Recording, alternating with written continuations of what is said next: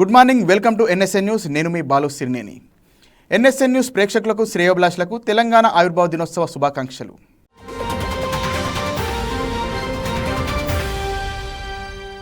తెలంగాణ లోక్సభ ఎన్నికల్లో కాంగ్రెస్ బీజేపీ మధ్య హోరాహోరీ ఉంటుందని ఎగ్జిట్ పోల్స్ అంచనా వేశాయి. మొత్తం 17 లోక్సభ స్థానాల్లో అధికార కాంగ్రెస్ బీజేపీల మధ్య పోటీ ఉంటుందని ఎగ్జిట్ పోల్స్ స్పష్టం చేశాయి. ఎగ్జిట్ పోల్స్ ఫలితాలు ఎలా ఉన్నాయో ఓసారి చూద్దాం. అధికార కాంగ్రెస్కు 7 నుంచి 9 సీట్లు వస్తాయని పీపుల్స్ పల్స్ అంచనా వేసింది. బీజేపీ 6 నుంచి 8, బీఆర్ఎస్ ఒక చోట గెలిచే అవకాశం ఉందని తెలిపింది. ఎంఐఎం ఒక స్థానాన్ని నిలబెట్టుకుంటుందని వెల్లడించింది. ఇండియా టీవీ సర్వేలో బీజేపీ 8 నుంచి 10, కాంగ్రెస్ 6 నుంచి 8, బీఆర్ఎస్ ఎంఐఎం ఒక్కో చోట గెలిచే అవకాశం ఉందని పేర్కొంది. జన్ కీ బాత్ సర్వేలో బీజేపీ 9 నుంచి 12, కాంగ్రెస్ 4 నుంచి 7, బీఆర్ఎస్ ఒక చోట గెలుస్తుందని అంచనా వేసింది. ఇండియా టీవీ సిఎన్ఎక్స్ సర్వేలో బీజేపీ 8 నుంచి 10, కాంగ్రెస్ 6 నుంచి 8, బీఆర్ఎస్ మజ్లిస్ ఒక్కో చోట గెలుస్తాయని తేల్చింది. ఏబీపీసీ ఓటర్ సర్వేలో కాంగ్రెస్ బీజేపీలు 7 నుంచి 9 స్థానాల చొప్పున గెలిచే అవకాశం ఉందని పేర్కొంది. బీఆర్ఎస్కు ఒక్క సీటు రాదని, మజ్లిస్ తన స్థానాన్ని నిలబెట్టుకుంటుందని అంచనా వేసింది. న్యూస్ 18 సర్వేలో బీజేపీకి 7 నుంచి 10, కాంగ్రెస్కు 5 నుంచి 8, బీఆర్ఎస్కు 2 నుంచి 5, మజ్లిస్ ఒక్కో చోట గెలిచే అవకాశం ఉందని పేర్కొంది. టుడేస్ చాణక్య సర్వేలో బీజేపీ 10 నుంచి 14, కాంగ్రెస్ 3 నుంచి 7 గెలుస్తాయని తేలింది. మజ్లిస్ తన స్థానాన్ని నిలబెట్టుకుంటుందని, బీఆర్ఎస్ 0 నుంచి 1 సీటు వస్తుందని అంచనా వేసింది.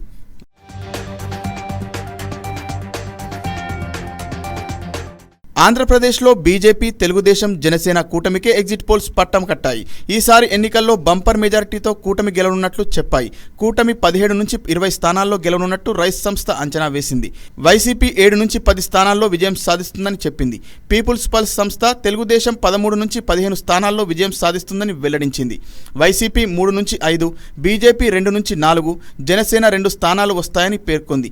పయనీర్ సంస్థ కూటమికి 20కి పైగా స్థానాలు వస్తాయని అంచనా వేసింది. అదే వైసీపీ 5 స్థానాలకు పరిమితమవుతుందని చెప్పింది. కేకే సర్వేస్ తెలుగుదేశం 17, బీజేపీ 6, జనసేన 2 స్థానాల్లో విజయం సాధిస్తుందని తెలిపింది. వైసీపీకి 0 వస్తాయని వెల్లడించింది.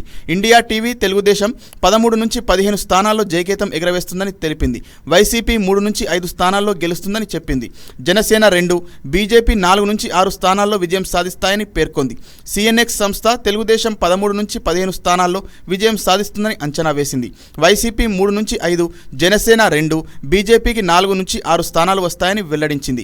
అటు ఇండియా న్యూస్ డి డైనమిక్స్ కూటమికి 18 పైగా స్థానాలు వచ్చే అవకాశం ఉందని తెలిపింది. వైసీపీకి 7 స్థానాలు వస్తాయని అంచనా వేసింది. జన్ కీ బాత్ వైసీపీ 10 నుంచి 14 స్థానాల్లో విజయం సాధించే అవకాశం ఉందని వెల్లడించింది. కూటమి 8 నుంచి 13 స్థానాల్లో గెలిచే అవకాశాలు ఉన్నాయని పేర్కొంది. టైమ్స్ నౌ వైసీపీకి 13 నుంచి 15 స్థానాలు వస్తాయని వెల్లడించింది. తెలుగుదేశం 7 నుంచి 9, బీజేపీ 2, జనసేన 1 స్థానంలో విజయం సాధిస్తాయని పేర్కొంది.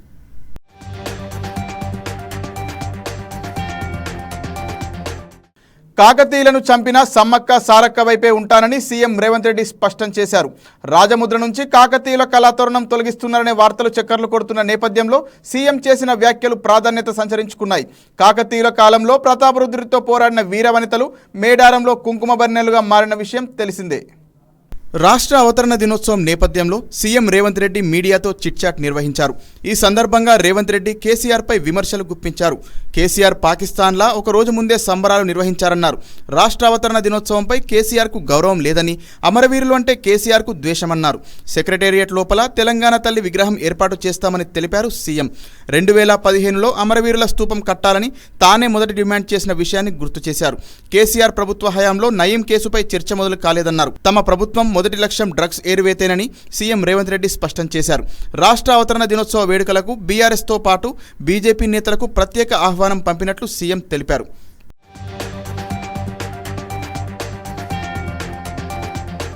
బీజేపీ, బీఆర్ఎస్ 2 ఒకటేనని, కేసీఆర్ను కాపాడటం కోసమే కిషన్ రెడ్డి ఫోన్ ట్యాపింగ్ విషయంపై సీబీఐ విచారణ అడుగుతున్నారని విమర్శించారు ముఖ్యమంత్రి. ఇక తెలంగాణ రాష్ట్రంలో కరెంటు కోతలు లేవని, కేవలం ఇంటరప్షన్ మాత్రమే ఉందన్నారు సీఎం. అవసరమైతే లాగ్ బుక్లను చూసేందుకు తాను సిద్ధంగా ఉన్నానని, ప్రతిపక్షాలు ఇందుకు సిద్ధంగా ఉన్నాయని ప్రశ్నించారు. లోక్సభ ఎన్నికల్లో 9 నుంచి 12 స్థానాలను కాంగ్రెస్ పార్టీ కవసం చేసుకుంటుందని ధీమా వ్యక్తం చేశారు. 2 ఎమ్మెల్సీలు సికింద్రాబాద్ కంటోన్మెంట్ స్థానాన్ని గెలుచుకోనున్నట్లు తెలిపారు. అనుకున్న ఫలితాలు రాకపోతే 2 గంటలు ఎక్కువ పనిచేస్తామన్నారు సీఎం. ఇక టీపీసీసీ పదవి గురించి రేవంత్ రెడ్డి కీలక వ్యాఖ్యలు చేశారు. తన పదవి కాలం ముగుస్తుందని, ప్రముఖ నాయకుడే కొత్త పీసీసీగా వస్తాడని స్పష్టం చేశారు.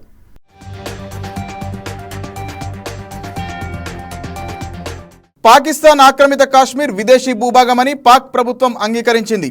ఆ దేశ హైకోర్టులో ఈ విషయాన్ని వెల్లడించింది. పీఓకేకు చెందిన జర్నలిస్ట్ అహ్మద్ ఫర్హద్ షా కిడ్నాప్ కేసులో కోర్టుకు ప్రభుత్వం ఈ విషయంపై క్లారిటీ ఇచ్చింది. పాక్ ఆక్రమిత కాశ్మీర్ విదేశీ భూభాగమని పాకిస్తాన్ అంగీకరించింది. జర్నలిస్ట్ అహ్మద్ కిడ్నాప్ కేసులో కోర్టుకు ఈ అంశాన్ని తెలిపింది. పీఓకేపై పాక్ ప్రభుత్వం పెత్తనం, ఆ దేశ ఆర్మీ మోహరింపునకు వ్యతిరేకంగా అహ్మద్ పలు ఉద్యమాల్లో పాల్గొన్నారు. ఈ నేపథ్యంలోనే ఆయనపై పలు కేసులు నమోదు కావడంతో మే 15న ఆయన ఇంటి వద్ద దీర్కోట్ పోలీసులు అదుపులోకి తీసుకున్నారు.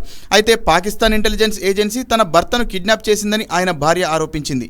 ఈ నేపథ్యంలోనే ఆమె ఇస్లామాబాద్ కోర్టును ఆశ్రయించింది. పాకిస్తాన్ అదనపు అటార్నీ జనరల్ ప్రభుత్వంలోని తరపున కోర్టులో వాదించారు. పీఓకేలోని పోలీస్ కస్టడీలో అహ్మద్ ఉన్నట్లు కోర్టుకు తెలిపారు. సొంత రాజ్యాంగం, సొంత కోర్టులు ఉన్న పీఓకే విదేశీ భూభాగం అని చెప్పారు. దీనిపై పాకిస్తాన్కు అధికార పరిధి లేదన్నారు. పీఓకేలోని పాకిస్తాన్ కోర్టుల తీర్పును విదేశీ తీర్పుగా పరిగణిస్తారని వెల్లడించారు. ఈ నేపథ్యంలోనే అతనిని ఇస్లామాబాద్ హైకోర్టులో హాజరుపరచలేమని తెలిపారు. పీఓకేకు సంబంధించిన పలు విషయాలపై కోర్టుకు ఆయన క్లారిటీ ఇచ్చినట్లు సమాచారం. ఇదిలా ఉంటే పాకిస్తాన్ అదనపు అటార్నీ జనరల్ వాదనలపై ఇస్లామాబాద్ న్యాయమూర్తి మోహసిన్ మండిపడ్డారు. పీఓకే విదేశీ భూభాగం అయితే పాక్ సైన్యం రేంజర్లు ఆ భూమిలోకి ఎలా ప్రవేశించారని అడిగారు.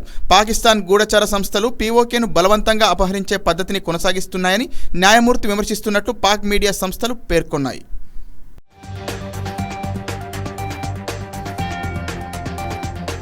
హైదరాబాద్ ఇకపై మన రాష్ట్రానికే రాజధానిగా ఉండనుంది. హైదరాబాద్ 10 ఏళ్ల పాటు ఉమ్మడి రాజధానిగా ఉండాలన్న గడువు ఈ నెల 1తో ముగిసింది. దీంతో ఎలాంటి విభజన సమస్యలు లేని హైదరాబాద్లోని భవనాలన్నీ కూడా రాష్ట్ర ప్రభుత్వానికే చెందనున్నాయి. తెలంగాణ ఏర్పాటు సమయంలో హైదరాబాద్ 10 ఏళ్ల పాటు ఉమ్మడి రాజధానిగా ఉంటుందని విభజన చట్టంలో పేర్కొన్నారు. అయితే 2016-17లోనే ఏపీ ప్రభుత్వం తమ కార్యాలయాన్ని చాలా వరకు ఆంధ్రప్రదేశ్కు తరలించింది. అప్పటి ఏపీ, తెలంగాణ రాష్ట్రాల గవర్నర్ ఈఎస్ఎల్ నరసింహన్ 2 ప్రభుత్వాలతో మాట్లాడి ఏపీ ఆధీనంలో ఉన్న కొన్ని భవనాలను తెలంగాణకు అప్పగిస్తూ ఉత్తర్వులు ఇచ్చారు. మిగిలిన వాటిలో 5 మంత్రుల క్వార్టర్లు, 14 ఎమ్మెల్యే క్వార్టర్లు, లేక్ వ్యూ అతిథి గృహం, సిఐడి హెడ్ క్వార్టర్స్ ప్రస్తుతం ఏపీ ప్రభుత్వ ఆధీనంలో ఉండగా ఇప్పుడు అవన్నీ తెలంగాణ ప్రభుత్వ ఆధీనంలోకి రానున్నాయి. హైదరాబాద్లో ఏపీ ప్రభుత్వానికి చెందిన ఆయా శాఖల పరిధిలో ఉన్న భవనాలన్నీ తెలంగాణకు చెందనున్నాయి. కాగా హైదరాబాద్లోని కొన్ని భవనాలను ఇంకొంతకాలం కంటిన్యూ చేయాలని ఏపీ ప్రభుత్వం కోరినట్లు తెలిసింది. అయితే దీనిపై తెలంగాణ ఎలాంటి నిర్ణయం తీసుకోలేదు.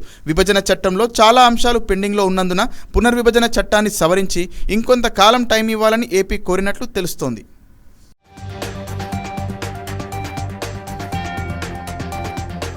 T20 ప్రపంచ కప్ 2024 చివరి వార్మప్ మ్యాచ్ న్యూయార్క్లోని నసావు కౌంటీ ఇంటర్నేషనల్ క్రికెట్ స్టేడియంలో భారత్ వర్సెస్ బంగ్లాదేశ్ మధ్య జరిగింది. తొలుత బ్యాటింగ్ చేసిన టీమిండియా 5 వికెట్లు కోల్పోయి 182 పరుగులు చేసింది. 183 పరుగుల లక్ష్యంతో బరిలోకి దిగిన బంగ్లాదేశ్ జట్టు 120 పరుగులకే ఆలౌట్ అయింది. 62 పరుగుల తేడాతో ఓటమి పాలైంది. న్యూయార్క్లోని నసావు కౌంటీ ఇంటర్నేషనల్ క్రికెట్ స్టేడియంలో భారత్ వర్సెస్ బంగ్లాదేశ్ మధ్య వార్మప్ మ్యాచ్ జరిగింది. అయితే రోహిత్ శర్మ ఓపెనర్గా సంజు శాంసన్కు అవకాశం ఇచ్చారు. యశస్వి జైస్పాల్ను బెంచ్లో ఉంచాలని నిర్ణయించారు. ఈ అవకాశాన్ని సద్వినియోగం చేసుకోలేకపోయిన సంజు ఒక్క పరుగు చేసి పెవిలియన్కు చేరుకున్నాడు. కెప్టెన్ రోహిత్ 23 పరుగులు చేయగా రిషబ్ పంత్ 4 ఫోర్లు 4 సిక్సర్లతో 53 పరుగులతో తుఫాను ఇన్నింగ్స్ ఆడాడు.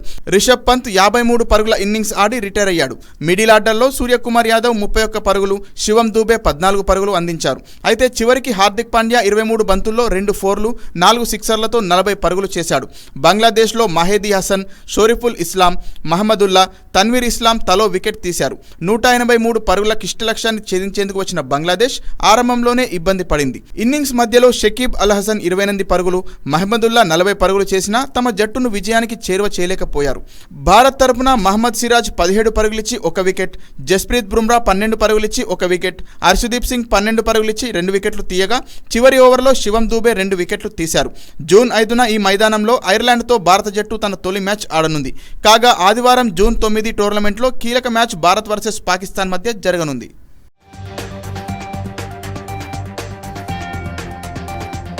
దేశంలో ఒకవైపు ఎగ్జిట్ పోల్ హడావిడి, మరోపక్క ప్రపంచంలోనే అత్యంత సంపన్నుడు ముఖేష్ అంబానీ కుమారుడు Anant Ambani Radhika merchant pre wedding celebrations.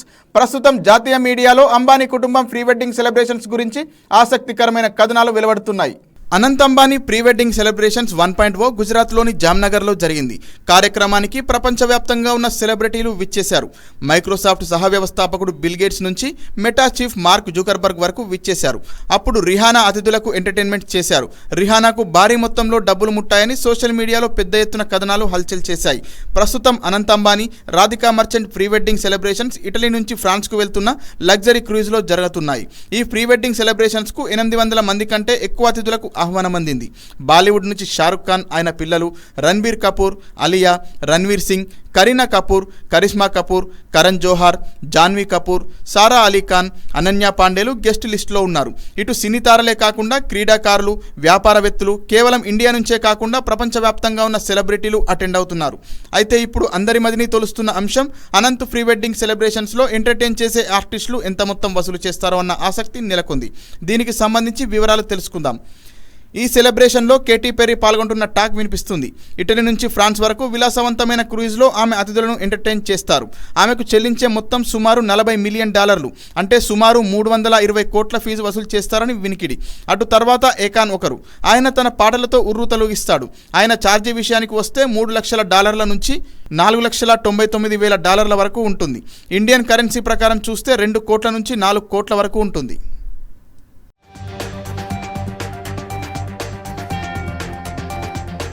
మూడంచెల పటిష్ట భద్రత ఏర్పాట్ల నడుమ తెలంగాణలోని 17 లోక్సభ స్థానాల ఓట్ల లెక్కింపు జరుగుతుందని రాష్ట్ర ఎన్నికల సంఘం ప్రధానాధికారి వికాస్ రాజ్ తెలిపారు. ఈ నెల 4న ఉదయం 8 గంటలకు పోస్టల్ బ్యాలెట్తో లెక్కింపు ప్రారంభమవుతుందని వెల్లడించారు. కౌంటింగ్ ప్రక్రియ మధ్యాహ్నం 3 నుంచి 4 గంటల వరకు పూర్తవుతుందని అంచనా వేస్తున్నట్లు పేర్కొన్నారు. ఈ నెల 4న జరిగే కౌంటింగ్కు సంబంధించిన ఏర్పాట్లను తెలంగాణ ఎన్నికల ప్రధానాధికారి వికాస్ రాజ్ వెల్లడించారు. ఉదయం 8 గంటలకు పోస్టల్ బ్యాలెట్ లెక్కింపు అనంతరం 8:30 గంటలకు ఈవీఎం ఓట్ల లెక్కింపు ప్రారంభమవుతుందని తెలిపారు. 3 అసెంబ్లీ సెగ్మెంట్లలో అత్యధికంగా 24 రౌండ్లు, మరో 3 అసెంబ్లీ సెగ్మెంట్లలో అత్యల్పంగా 13 రౌండ్ల లెక్కింపు ఉంటుందని వికాస్ రాజ్ తెలిపారు. ఈవీఎం కౌంటింగ్ పూర్తయిన తర్వాత ప్రతి అసెంబ్లీ సెగ్మెంట్లలో 5 పోలింగ్ స్టేషన్లను ఎంపిక చేసి వీవీప్యాట్లను లెక్కిస్తామని తెలిపారు. ఈవీఎంలో ఓట్లు, వీవీప్యాట్లను సరిచూస్తామని వెల్లడించారు. స్ట్రాంగ్ రూమ్ నుంచి లెక్కింపు కేంద్రం వరకు బారికేడ్లు, పటిష్ట భద్రత ఉంటుందని సీఈఓ వికాస్ రాజ్ తెలిపారు. కౌంటింగ్ కేంద్రంలోకి ఎలక్ట్రానిక్ పరికరాలు తీసుకెళ్లేందుకు అనుమతి లేదన్నారు. ఏజెంట్ల వద్ద, సిబ్బంది వద్ద కూడా సెల్ ఫోన్లు ఉండవని స్పష్టం చేశారు.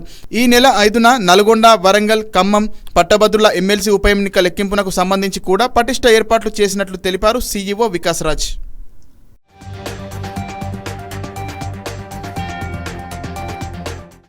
First of March onwards, ఇప్పుడు వరకు total of 21,63 lakhs seizures has happened. అదే మనం అసెంబ్లీ ఎలక్షన్ తర్వాత అది ఫిగర్ చూడాలంటే 243 crores is the total seizures after assembly election. దీంట్లో bulk of the amount 118 crores is by DRI. Next is police department, state police department, about 43-44 crores. Commercial tax valu oka 40 crores, oka 19 crores income tax department, and state excise department kuda about 19 crores. Tarvata 2-3 small things are there. RPF has done something, ED has done something, NCB has done something. So this is an ongoing exercise. We will continue to do this till the poll is over. Some data about the parliament constituencies.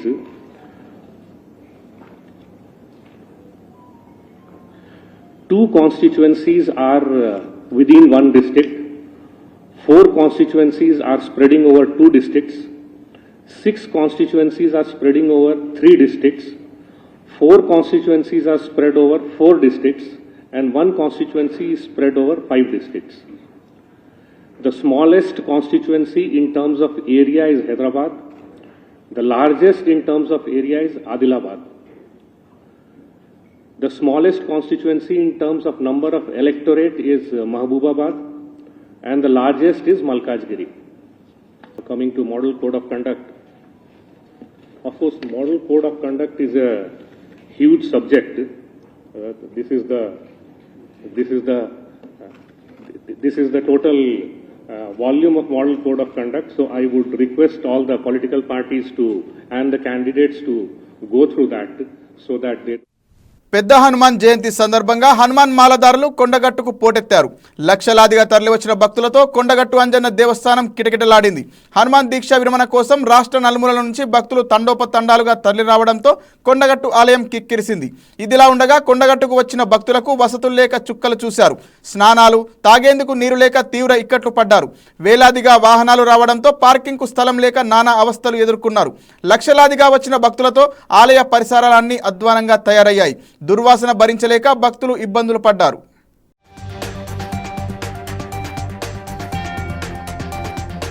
Kerala తీరాన్ని తాకిన నైరుతి రుతుపవనాలు చురుగ్గా కదులుతున్నాయి.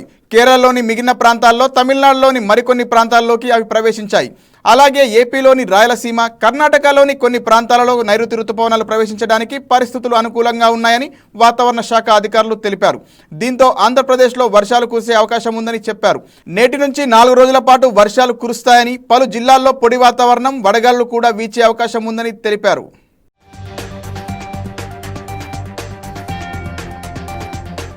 మరిన్ని వార్తలతో మళ్ళీ కలుద్దాం. నమస్కారం.